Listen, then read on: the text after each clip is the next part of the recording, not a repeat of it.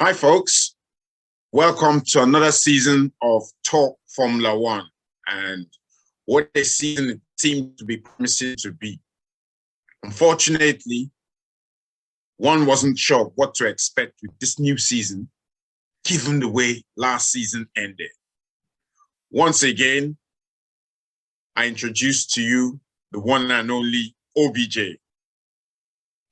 Yeah, one and only Dele, co-host, fantastic, fabulous Dele, 2022. What can I say? We are back.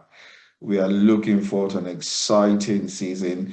And I think the FIA made us proud by coming up with the results of their investigation just 2 minutes before quali started. What did you think of that? Well, I don't want us to waste time talking about it because I could practically just start, doing silly things around here, which, might get me into trouble. But, ridiculous. So we're told, oh, it was down to human error. Everybody knows it was human error, right? Okay, call it human error. What's the normal thing you should do? The results should have been reviewed. Are they willing to do that? I Well, think I your think you're answer is right. as good as mine. The results should have been But automatically voided. The results should have been. And I've got to jump in here but real quick. hey, uh, The the interesting thing about the human error is that, if you look at how things panned out, we had the number one human error by Mr. Marcy himself, and then we had a review by three stewards, and they all obviously made human error. So we had four lots of human errors. So it's just amazing how crooked the process is. I didn't say that, obviously. well, swiftly moving along into the 2022 season. I think this is going to be an interesting season. Definitely. Um, I don't know. What do you think? Amazing. I was watching out for Bottas. I was watching out for George Russell.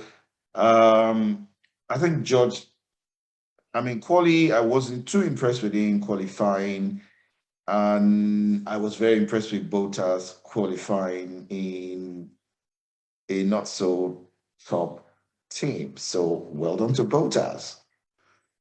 Oh, well, may I add there, Bottas actually pulled off some overtakes, which, They did for it. some odd reason, he was not seemingly able to do in the Mercedes. But, yeah, I join you in saying hats off to Bottas. Well done, Bottas. The other situation is the Haas team, Amazing.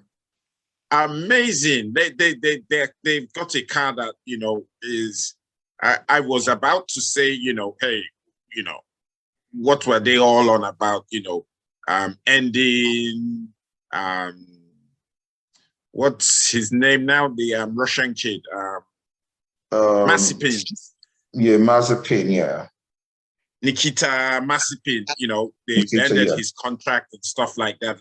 And I was inclined to say, yeah, well, well, what, your car was crap anyway, but hey, I take that back. I take that back. Would have been nice to see him driving, in the Haas, but hey, let's move, let's move along to what's transpired on the grid. The Yeah, prancing yeah. horses are back with a big bang. And I guess you owe them an apology because from what I remember, if I can remember rightly, you were going to put up your Ferrari for sale, Dilly, and I'm not quite sure you've done that now or you've changed your mind. Yeah, well, unfortunately, my toy Ferrari, I sold it out of annoyance, and I'm now being asked for a premium to get it back. But hey, Absolutely. what can I say? What can I say? But yeah, no, it's good to see the prancing horses, back with a lot of bang, and more interestingly, I was well impressed with Leclerc's driving up front. He proved that he's no pushover, and he I mean, excellent from him. I mean, you're However, right.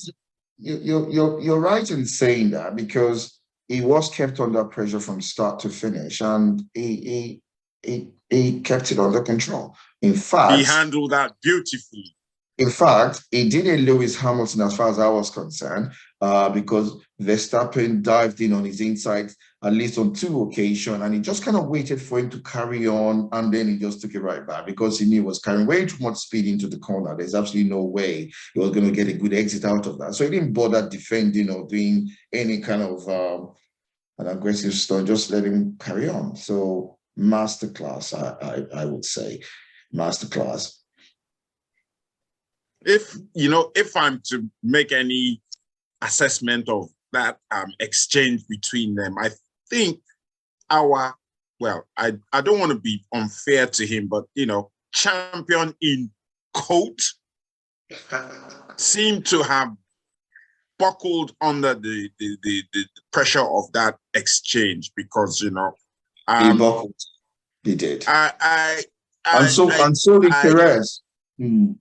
Yeah, I think his communication with his pit crew indicated that he wasn't too happy about the decisions they jointly made. He seemed to think he could have gone quicker and he could have done certain things. And from what I saw, I don't think he seemed to think he was capable of going much quicker. I think that was just all hot air. But hey, what can I say?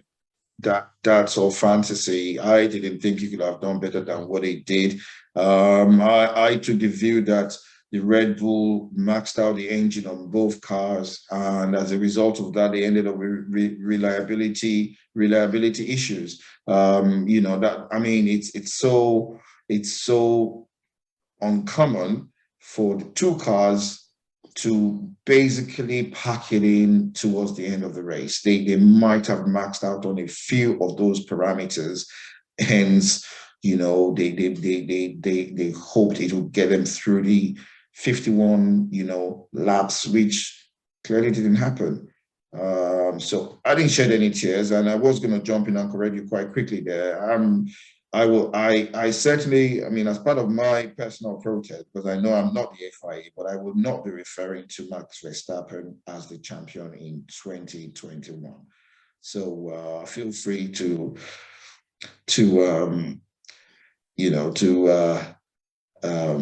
review Agree the or reference to disagree him. with you. Oh well, The reference to him as our champion. He's certainly not my champion for 2021.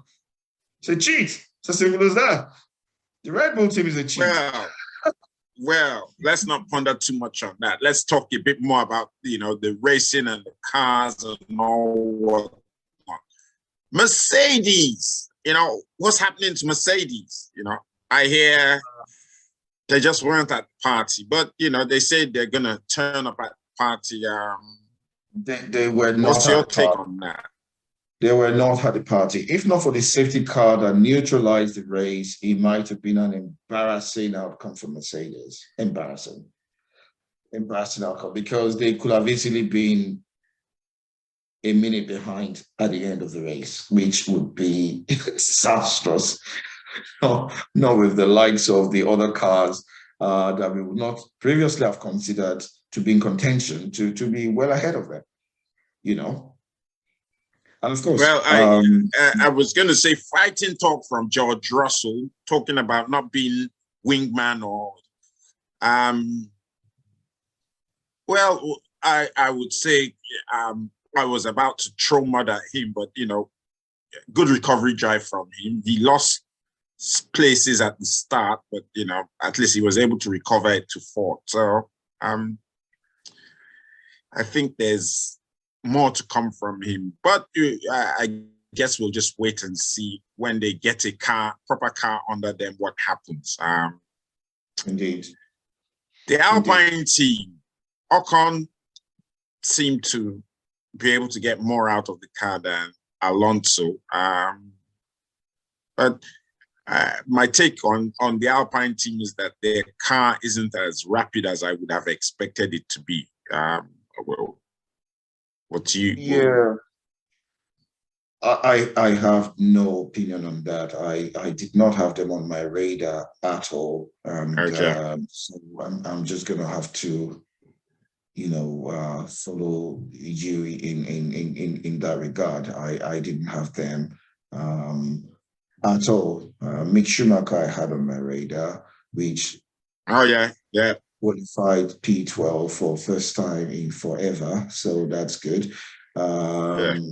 And of course, we cannot but say a welcome to our first Chinese driver who seemed to have, he didn't finish at It the was end. pretty impressive if you asked me, but Well, hey. this is it. This is it. I mean, for a debut race in Formula One, I think was simply amazing. I think it did. What So, did you think about the Red Bull sister team? mm, no opinion as well. Totally out of my They radar. they seem to Totally be out of they my. seem to be way off pace as well. I mean, I'm not overly surprised with that. Surprisingly, yeah, surprisingly, McLaren don't seem to have come to the party as I would have expected them to. But hey, I guess early days as well. I, I mean, you're right in saying that the two teams we have to keep an eye on are the McLaren Mercedes and the Mercedes. Um, Even according to Lewis Hamilton, nothing short of a miracle will get them within range. Now, the next race is in a few days' time. And what can happen between now and the next race is